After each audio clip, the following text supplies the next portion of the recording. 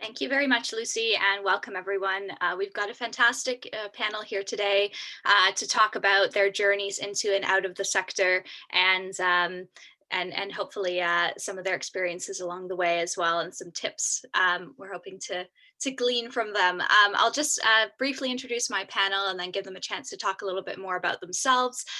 So we've got Miranda Schiller, who's a public programs executive at London Transport Museum.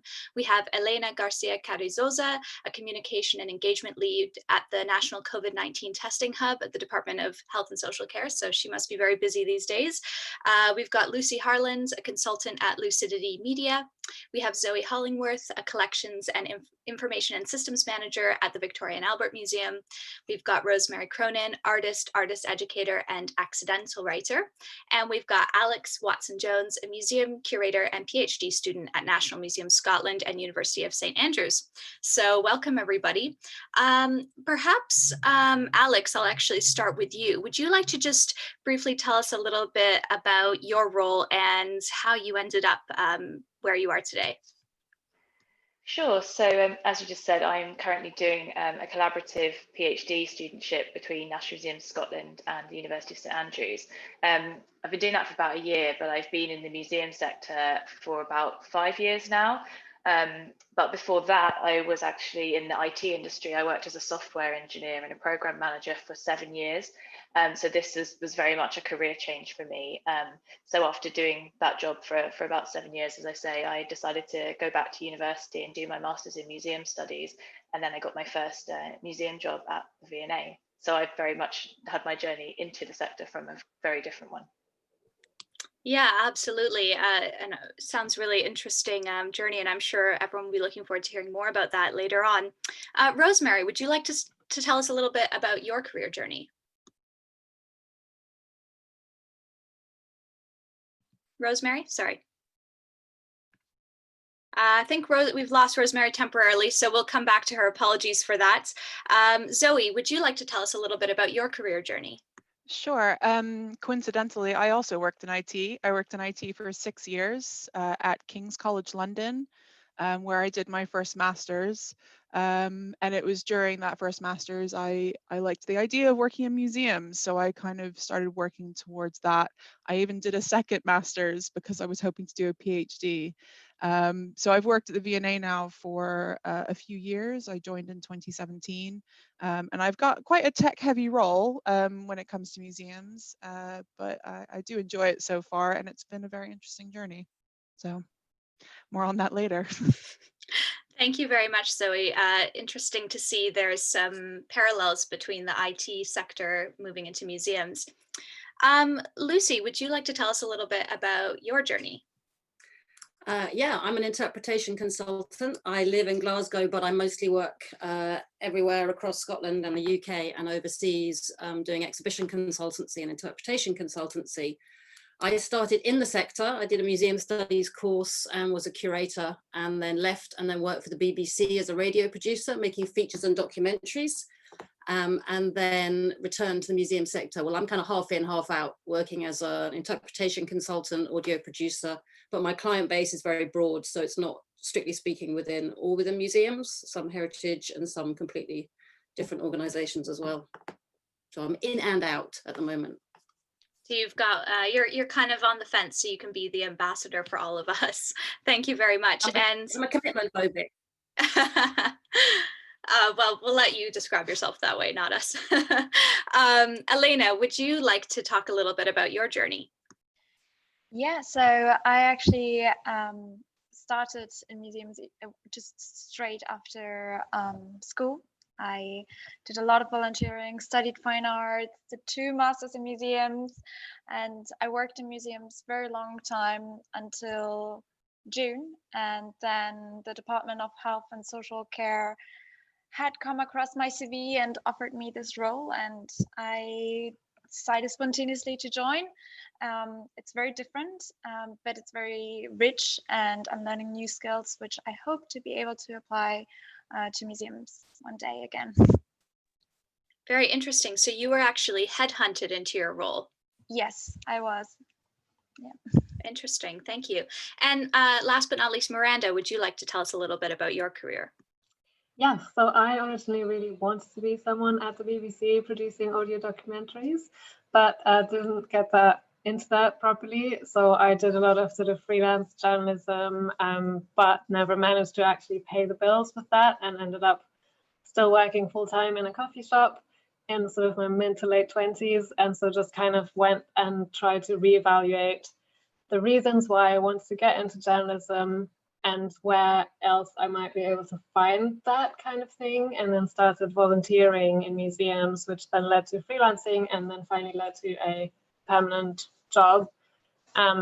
So it's sort of gone from journalism but not being very successful into doing the things that I want to do in a different setting, a different sector. Interesting. Thanks very much. You managed to find that storytelling element in museums instead of journalism. That's Yeah. great. Do we have Rosemary back by any chance? Not at the moment. Okay, well, hopefully we'll be able to get her back later. So my next question to the panel is, and some of you have touched on this a little bit already, but if maybe actually I'll go to you first, Zoe. If you wanted to tell us a little bit more about your motivations as to why you kind of moved from IT into the museum sector, because on the face of it, they seem like very different, although obviously your role is very IT focused. But what was it that brought you into the museum sector? Was it a choice? Was it kind of external factors, spontaneous? Just tell us a little bit more.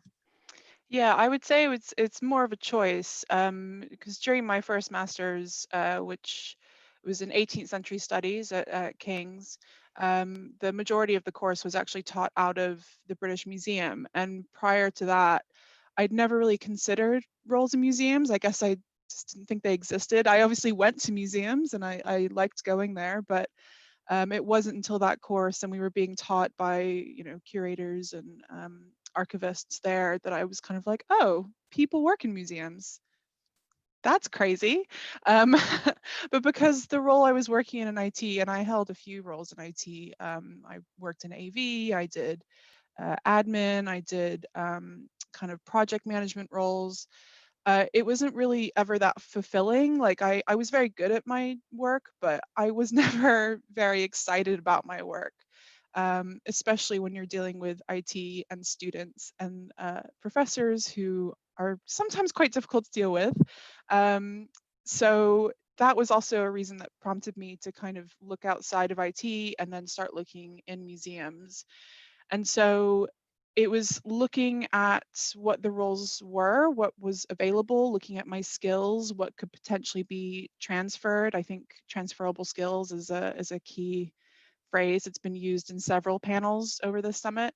And I found this role advertised at the V&A, which really kind of had a lot of what I already had. So if I didn't think about the museum aspect, I could see things I was already doing in my current role.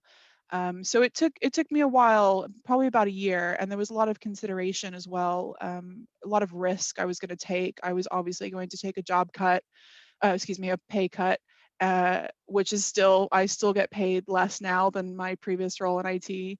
But it was a risk I was willing to take at the end of the day. So yeah, definitely a choice, but there was still a bit of work to be done, a lot of thinking, a lot of consideration that went into that decision.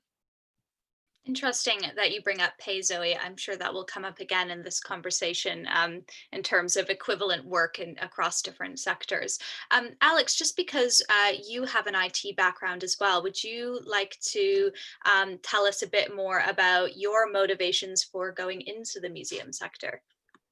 Yeah, I think a lot of parallels with what Zoe said. I think for me, museums were definitely always kind of my kind of plan A. When I was doing my undergrad degree, I did a degree in classics, and museums were kind of always where I thought I wanted to be. But then just for various reasons, that ended up not kind of feeling like an option at the time when I first finished my undergrad degree.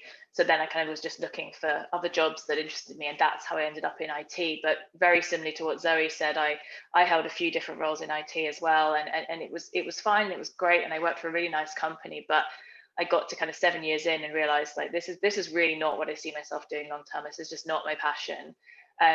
So then I guess rather than looking for kind of IT roles in museums, I kind of saw it as a complete career change, and I went back to university and did my master's, and then tried to pursue more kind of the curatorial route. And it's only really now actually that I'm starting to appreciate that the two things can kind of coexist in me, and that, you know, I can kind of apply some of those IT skills and some of that knowledge to the kind of, you know, digital humanities, that kind of thing. So but initially it was very much, this is going to be a totally different career, and I'm going to be completely restarting my career.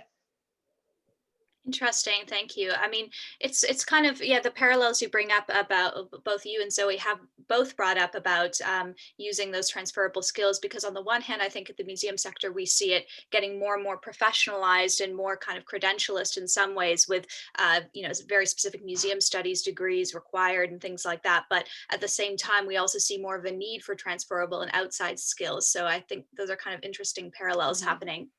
I'm very happy to say that we have Rosemary back. So Rosemary, would you like to introduce yourself and a little bit about your career journey? Yeah, sure. Sorry about that, everyone. It's lovely to be back. So my name's Rosemary, and when I was about 16, 17, I joined the Tate Youth Collective. And it was during quite a chaotic time in my life, and suddenly there was this safe space that offered me a stable space to go as a young person. And I met all these other young people, and I just started to get really excited by museums. And that kind of encouraged me to study art. And I worked in programming and working with young people when I graduated within the museum sector, and with families and under fives as well. So learning has been my kind of core bit. And then, to be honest, I had a bit of a life collapse. You know, this is a safe space, and I think probably we all know somebody that's had one of these moments this year at least. And I remember graduating from my master's and getting a text from my museum manager at the time saying, "From now on, you're the only person in learning. We've all been made redundant." And I kind of, right, okay, had my cap on and was like, don't feel like I can really throw my hat in the air. And I decided from pretty much that week that I'd had enough of seeing resources being cut. I'd had enough of seeing amazing volunteers suddenly not being given a space to grow. And I decided that I wanted to take my transferable skills that I'd learned all through museums and galleries into academia.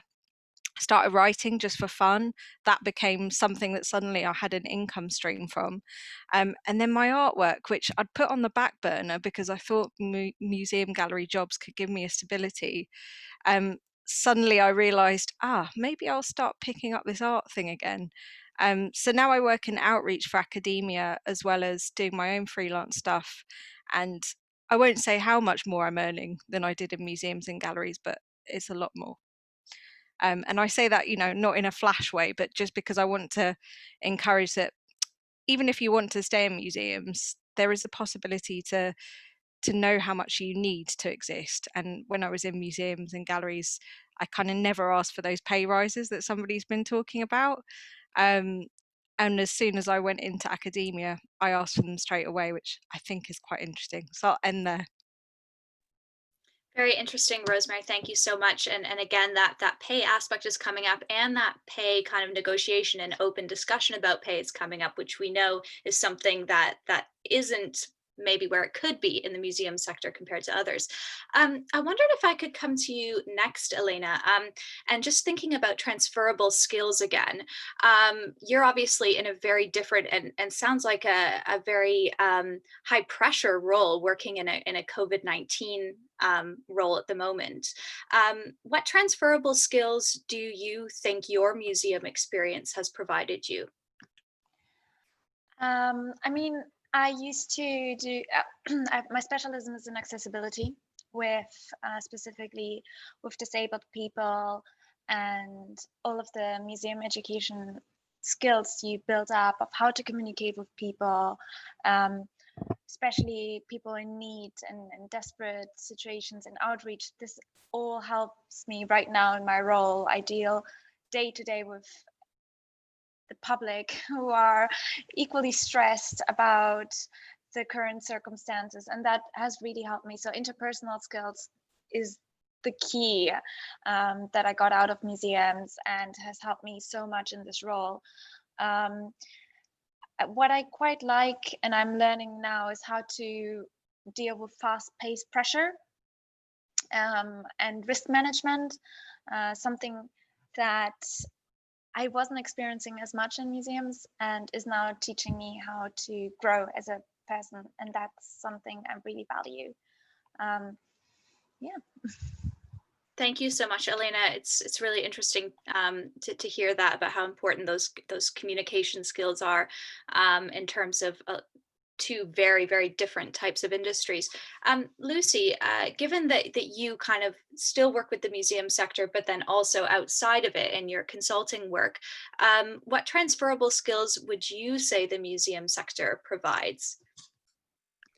I think it's, as Elena's just mentioned, I think actually there's a public facing accountability service culture in museums, which is really embedded in you if you work in a decent museum service.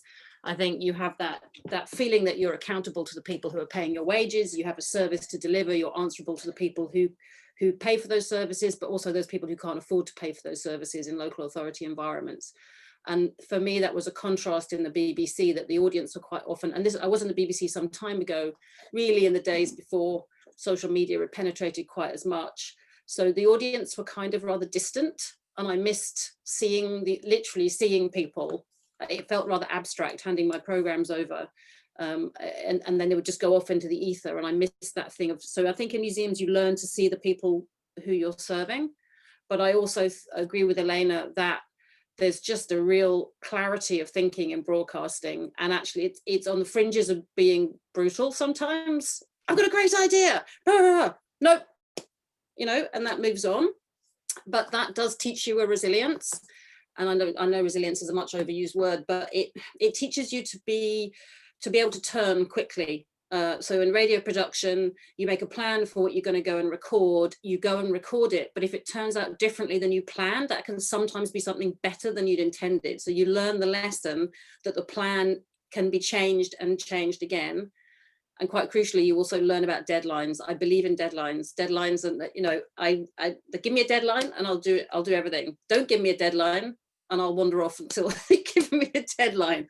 But I think there's a discipline outside, but there's also that. So I think that's the thing I have learned. It's the accountability. The face of the people who are paying you is very visible, and the face of the people who are not coming and not participating is really tangible.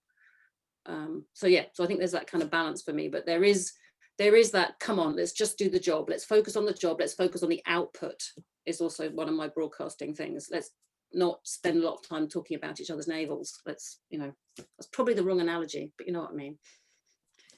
Really, really interesting, Lucy, to hear kind of those two sides of it. And yeah, I think definitely there are many of us in the sector who would like certain things to move faster than they have done, and kind of see museums can be quite slow moving sometimes, and maybe they'll become a bit more agile in the future, hopefully. Miranda, just because you kind of have a journalism background as well, what transferable skills maybe do you think that experience gave you in museums, and maybe what transferable skills do you think museums might give you now? Definitely also the deadline thing, absolutely. I was a bit shocked how cavalier people will sometimes be with deadlines, because I'd be like, well, the show is broadcast at this time, so it has to be ready at that time. And that is the same in live events. So when I started out in museums, I didn't necessarily know where exactly in the museum I wanted to be, and I didn't really know that much about what all the things there were really, and all the different jobs and departments. And so that, I think the radio experience has definitely helped me do the sort of live event thing, because it's very similar, except that you don't invite people into a studio, you invite them into the museum and then they do their talk. So it's got a lot of parallels.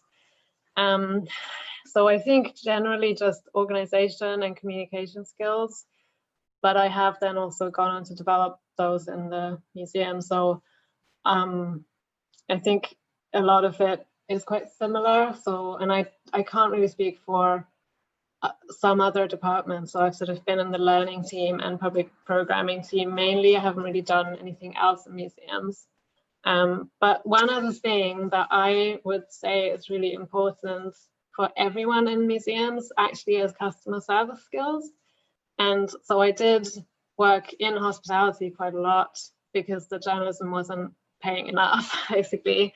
And while that was quite frustrating for a while, I then found it really helpful. And I think even if you're in the museum not interacting with the audience at all, if you're just strictly back of house, just having that sort of experience of what people want and what people are like when they're out and about on a day out is just really crucial to know, because whatever you do in the museum at the end of the day is for the visitors who come into the museum and just want to have a nice time, really, and want to sort of have a nice experience.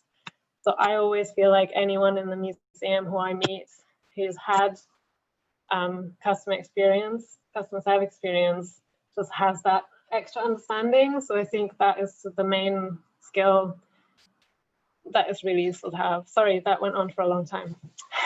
No, Miranda, that was really useful. Thank you. And actually, again, some parallels with Lucy there about kind of always having the audience sort of front of mind is really key in museums, and maybe it's brought out a bit more working in a museum. Kind of moving on slightly from that question, but still related. I guess, Rosemary, I wanted to come to you. What outside skills and experience do you think are most needed within the museum sector? We've talked about a few of them already, but I wondered if I could get your perspective on that. I think this is obviously quite controversial but timely, but you know, I feel like the museum sector is the most undiverse sector I've ever experienced. So just starting off, it needs to maybe think of a correct and authentic way to be inclusive. And, you know, I just feel like a lot of what we do is working with audiences. So I would work a lot with audiences from vulnerable, disadvantaged backgrounds, and yet everyone else in the office just didn't really get it.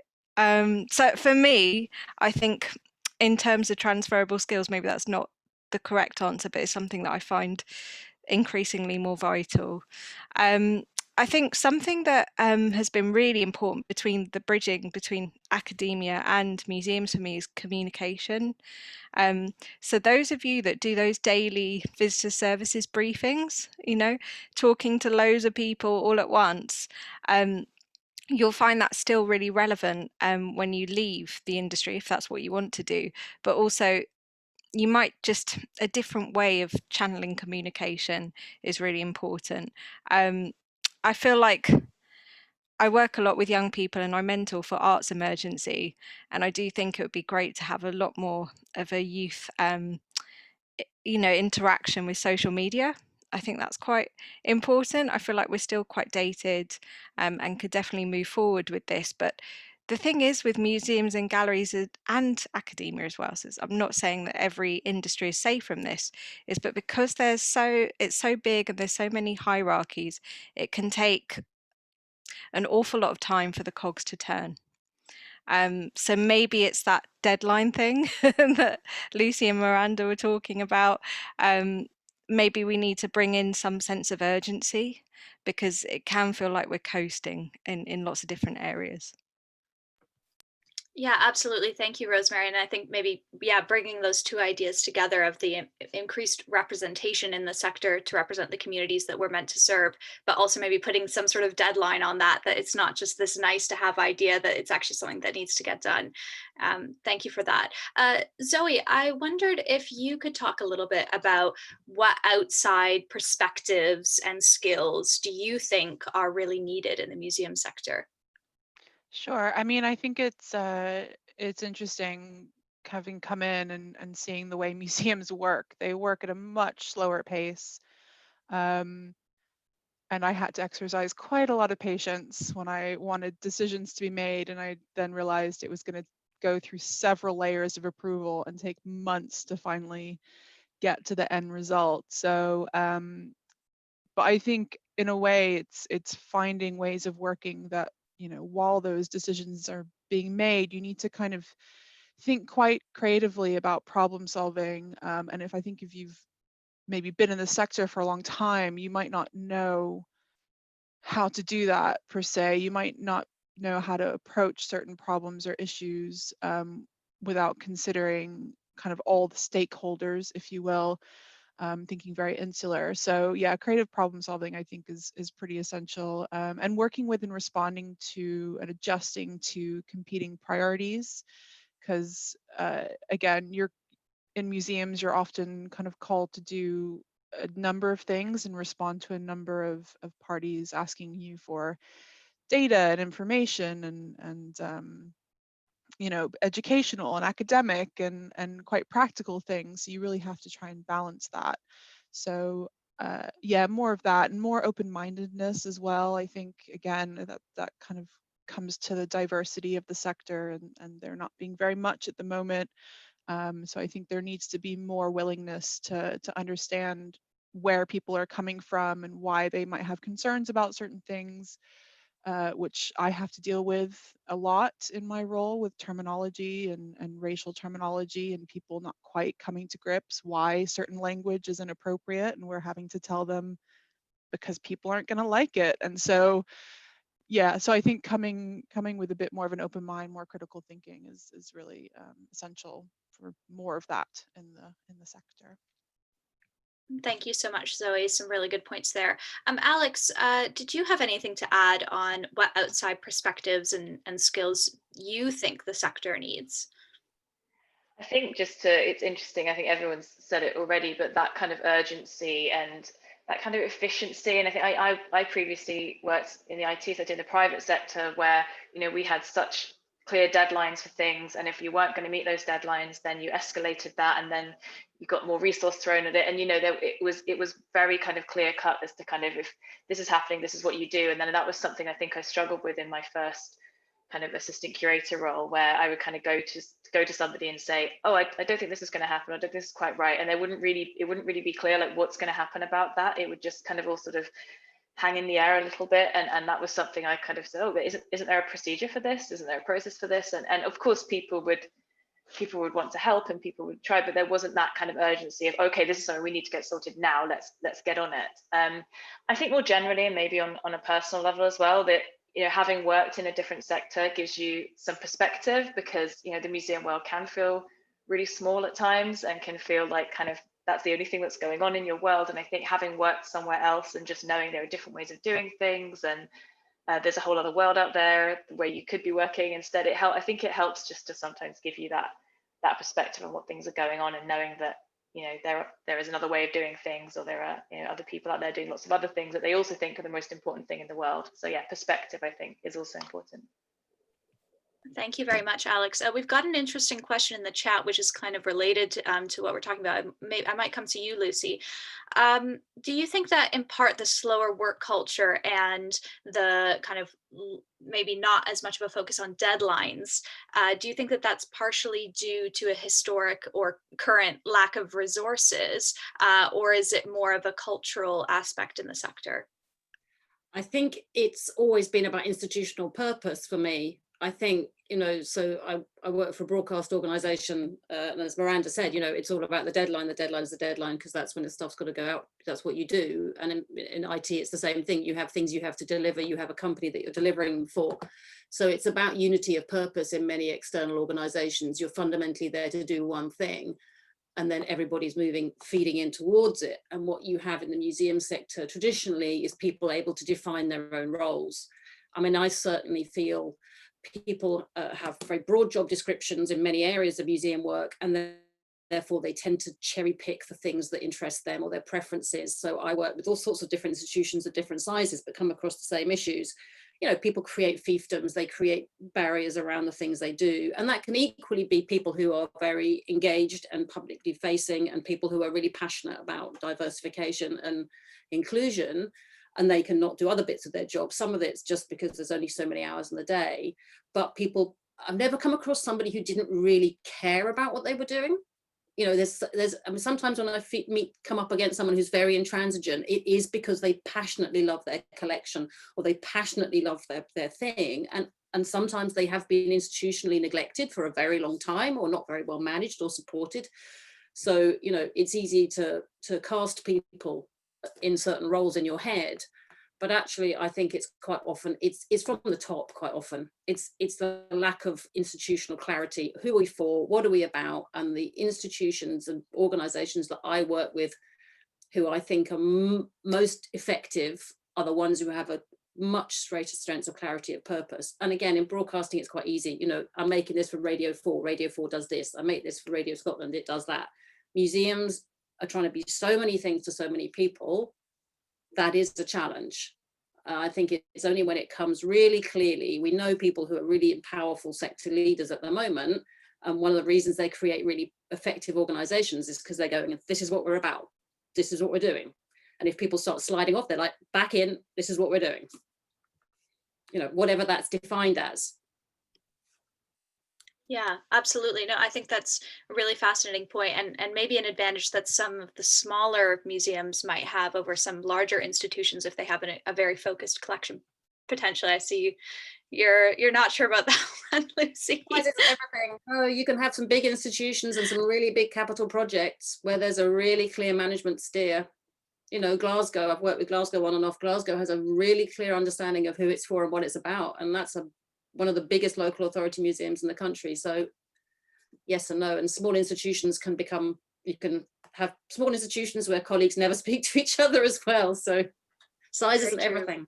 Very, very true. And I think your point about the kind of the very broad job roles is one that many of us on the panel, and probably amongst the participants as well, is something we can relate to. Museums are famous for their extremely long job titles. You rarely see a job title these days that's less than 4 words long, I think. Helena, maybe I might go to you next. Thinking about, now that you've moved outside of the sector, at least for the time being, how do you think museum workers in the museum sector is perceived by people on the outside? And do you think those perceptions are fair? Well, a lot of people who ask me what I did before, they get this very romantic idea in their head of working in a museum. And to a certain extent, I agree. It is very, very lovely to work in a museum. And there is that romantic notion. It's seen as a nice job, not a stressful job. It's seen as something comfortable, easy to do, and especially with education, they think it's a beautiful job and they romanticize it. They don't see the realities of it, the fact that, you know, you want to do things very, very much, but you have all those barriers you have to climb, the fact that there are a lot of hierarchies in there, lack of perspective, as we've said.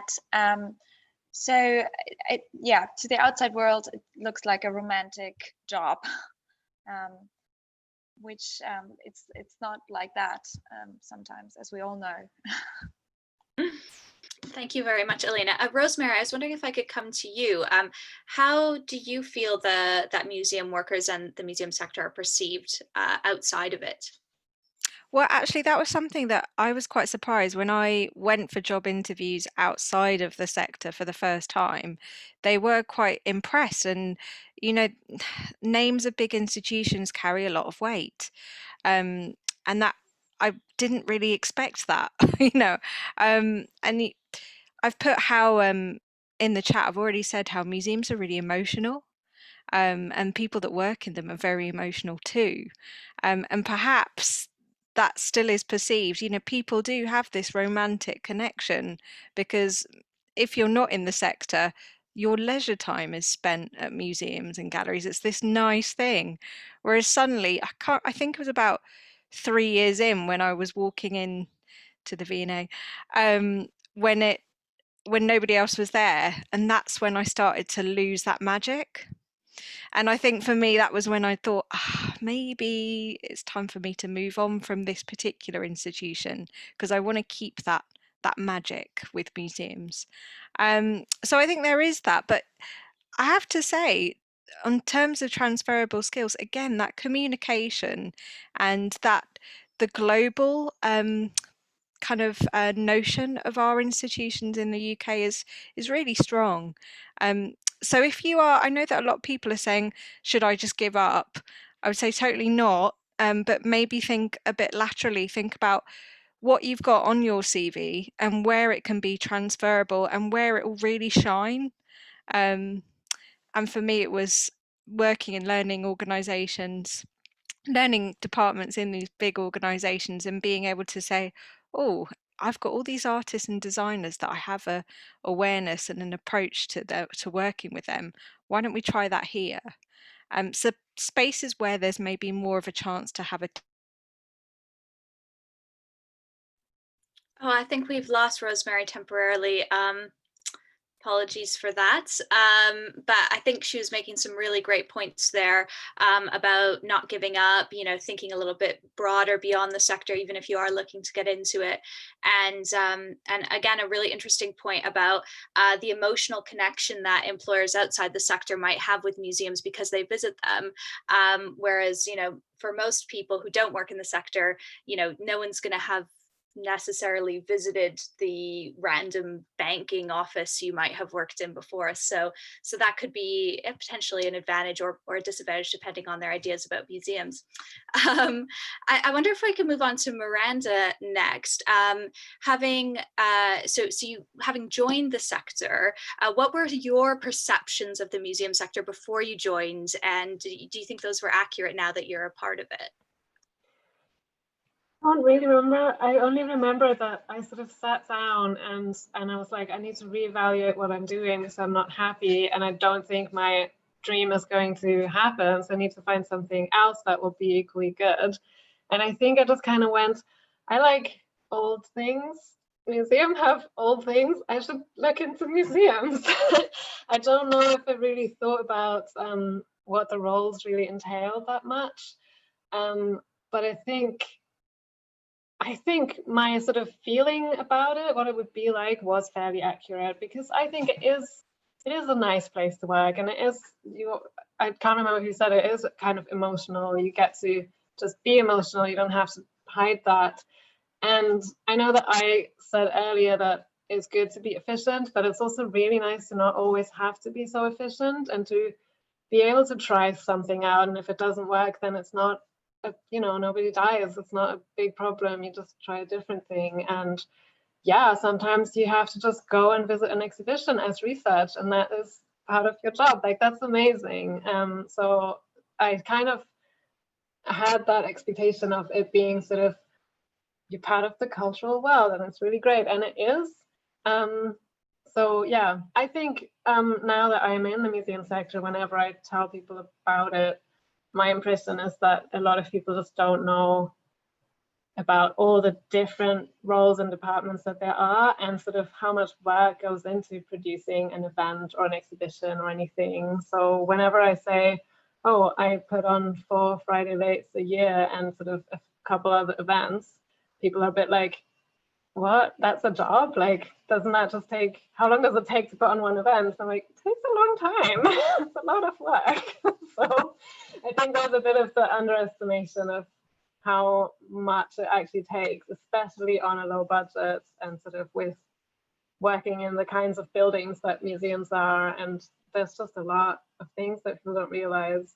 But I think in terms of sort of the emotional, the way that it feels and the way that you sort of think about it in yourself, I think a lot of people do have the right impression.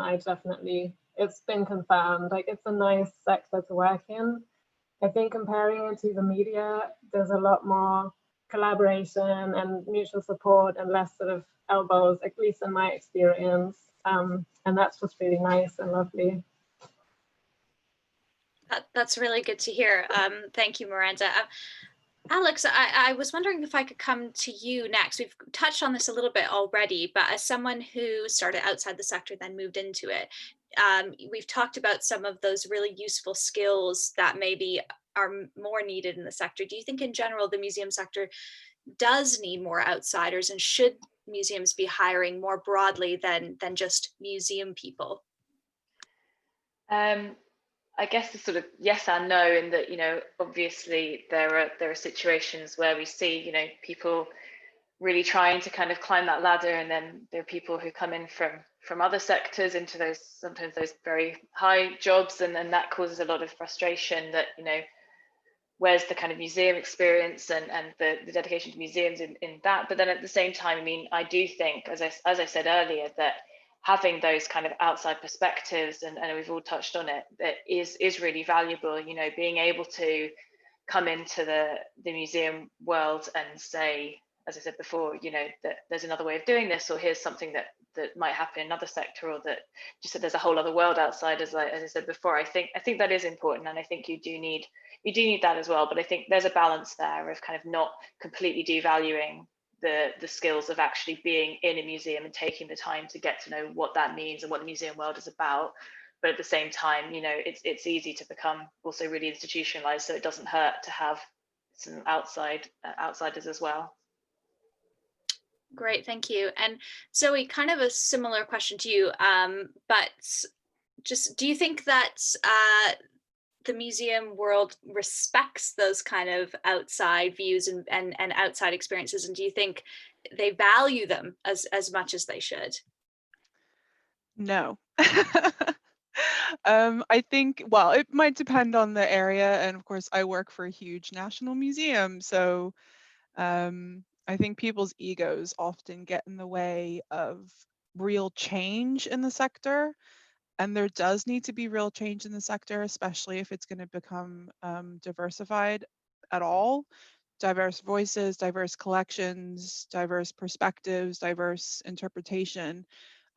So I think, I think what we've seen happen, or at least what I've seen happen, when people want to offer suggestions, which I think are really valuable suggestions as to how things could be done, the longer that person has been there who's receiving that, the more likely they are to reject it, I've found. And I think that's an issue.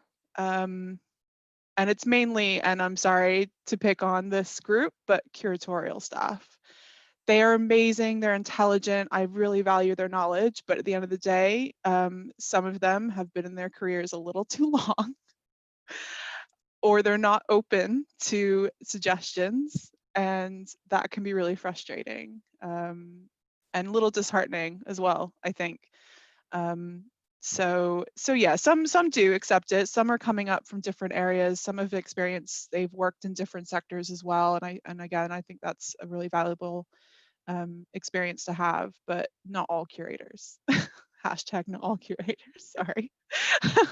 So yeah, that's my 2 cents on that. Thank you very much for your candor on that.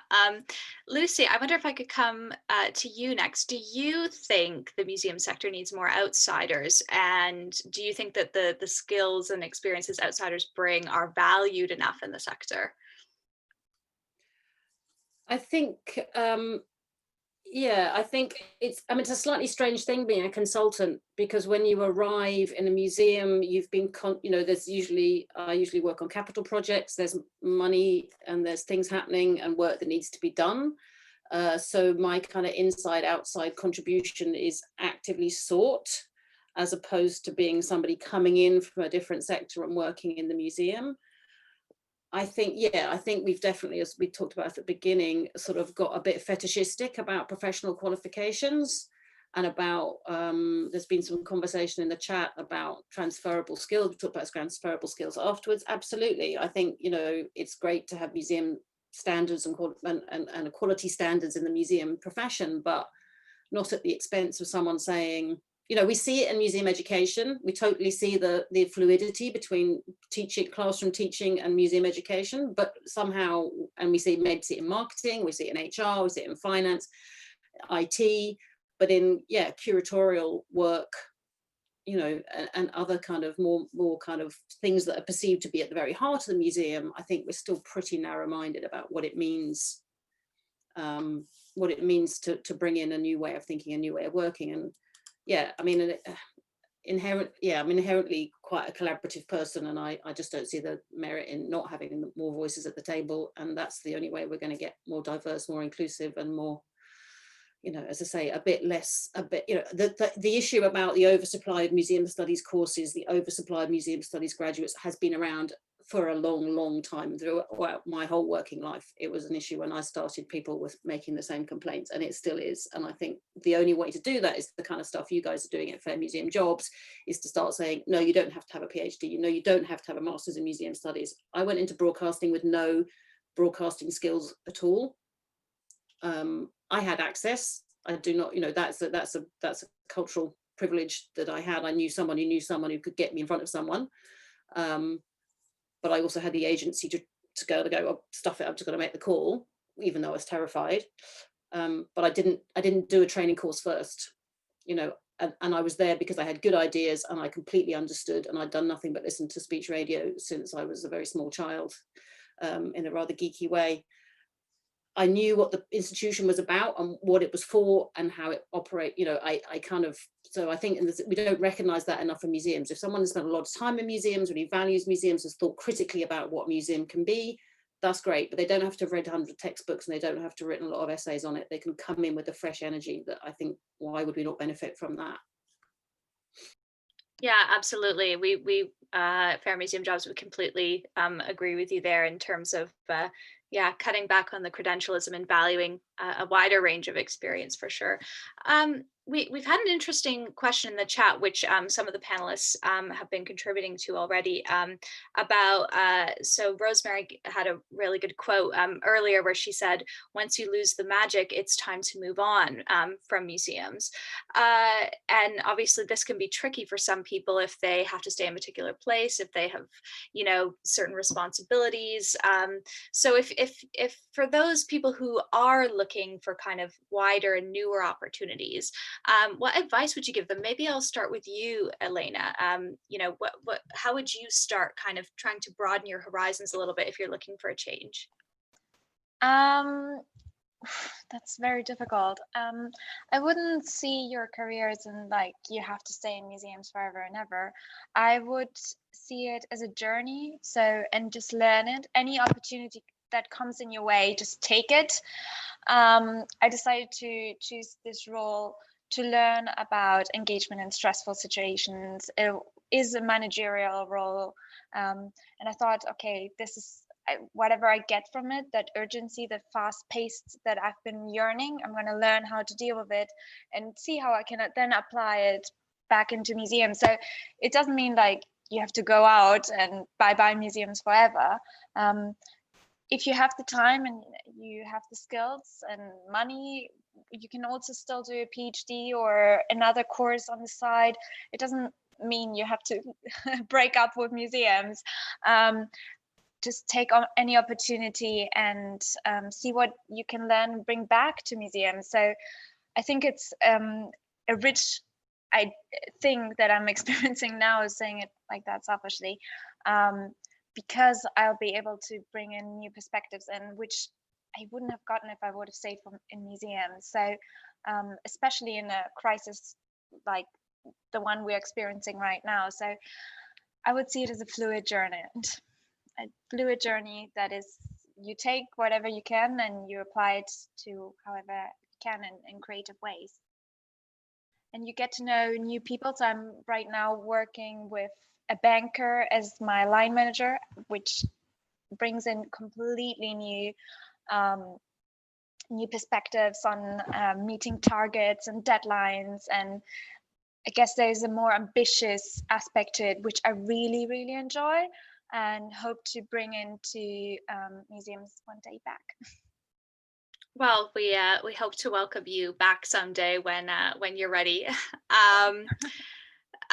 Rosemary, just because you've been talking about this in the chat, just if you wanted to expand a little bit more on what advice you would give to someone who maybe is looking into leaving the sector, but is maybe a bit tied down, doesn't have a huge amount of flexibility. What kind of avenues do you think people should be exploring? Do you know what? It's quite a spooky story, but I got offered a free coaching session I kind of went, okay, I'll go along. And the guy asked me quite directly, what do you really want and what do you need? And I really do urge people to find a friend or a critical friend and ask those questions to each other. And I put down I wanted a 4-day-a-week job. I knew how much money I needed so that I could look after myself and live wherever I kind of wanted to or needed to. I don't live on Hampstead Heath. But I started to really think about what I wanted, and I knew that I wanted to help young people. I knew that I wanted to be creative. And so I wrote it down, and I had this kind of capsule of what I wanted. And then I've said in the chat, I just kept on job alerts. I went on LinkedIn. I put my names under a few recruiters' names, like Sophie McPherson, a couple of those arts ones. And I tell you what, I could have been in Scotland if I'd have taken a job when I was offered it. But I decided, no, I wanted to be in London. And then the week after, this job came up, and that was it. And it's just felt right. So there's two different things. I'd say be quite honest with yourself and maybe with somebody else, so you can get an idea of what it is you want and need. And then just be really open and put yourself up to being ready to start somewhere new. So, sort out that CV, and then look at organisations that share those ethoses and qualities that you love about where you're at the moment, or that you don't love. Think about what to take out and what you want to move forward with. We're coming up to the end of this year. Now's a really good time. A lot of people make those moves, whether it's personal, career, whatever. So yeah, spend a bit of time and then really think about what it is that you want and need. Thank you very much, Rosemary. I think that's really good advice, and I've seen lots of nodding amongst the panel. Yeah, just very briefly, I have a friend who's thinking about leaving the museum sector, and she just went around and WhatsApped a bunch of her friends about, what do you think motivates me? And she found most of the answers that came back didn't say museums, so that was very much kind of a hint to her that actually maybe her motivations weren't actually being in a specific type of institution. We've got about 6 minutes left, so I thought I'd just go to everyone on the panel now to just ask, I'll start with you, Miranda, just wanting to ask if maybe in just a sentence or two, what is the kind of main advice that you would give to someone looking to do what you did? So Miranda, in your case, it'd be joining the museum sector. Yeah, what's kind of the key piece of advice you would give? Yeah, I would say be quite methodical about it. Think about what skills you need to develop and where you can get those. But at the same time, be flexible and take any opportunity you can get. And then within those opportunities, try to get as much out of them as you can. Can I just expand on that a little bit? I'll be quick. Okay. So, for example, I started volunteering in museums, and I was working at the same time, and I didn't actually spend too much time volunteering because I couldn't afford to. But just being in there and being able to sort of go, hello to everyone, these are my skills. I'm not an 18-year-old who's only just starting out. I've got this and this and this experience. Please tell me about everything that goes on in this museum, was extremely helpful. And then I just sort of started taking whatever 0-hours job I could get just to get more of that experience. And it is hard, but I think being flexible and methodical at the same time will lead to somewhere. Thank you so much. Yeah, really useful to point out that, showing that you're not an early career person. You might be early in your museum career, but you're not, you're not new to the working world. Zoe, could I go to you next? What advice would you give to someone looking to get into the sector? Yeah, I'd say absolutely take advantage of events like this to explore like all the roles that are available in museums. I mean, we each did very different ones. And I think ask questions about those roles, find out what it actually takes to do it, what the skills are, identify what you know now, what experience you have now, and how you could potentially currently move into it, or what you need to develop. I mean, email me if you want to know about collections management. You're very welcome to.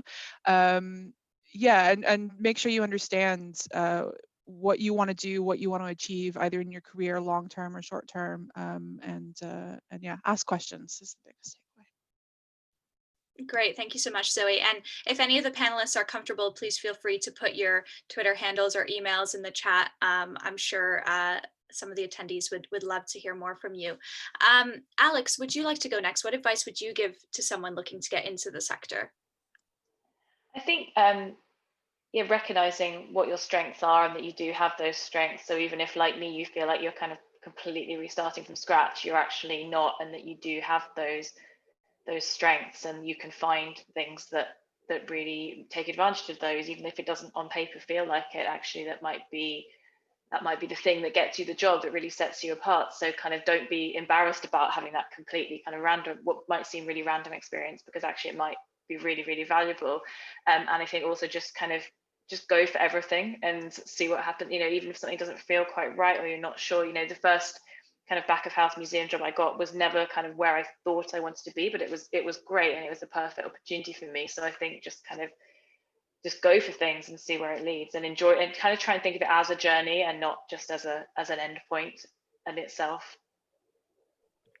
Yeah, absolutely. I can really relate to that, Alex. I worked in museum learning for a long time, and now I'm an evaluation consultant, and I never would have thought I would have ended up here. But actually, I love doing this so much more than I did museum learning, which I never thought I would. Lucy, would you like to go next? What advice would you give to someone looking to get into the sector, or maybe looking to do a bit of consulting in the sector? I think there's a lot of transferable skills between what everyone's been saying about getting into the sector as doing consultancy work. My key marketing skills are saying yes to things, volunteering for things, hanging around people, talking to people. But I think to add on to what everyone said about knowing yourself is then being able to say to somebody that you bump into at a conference, they say, okay, so what do you do?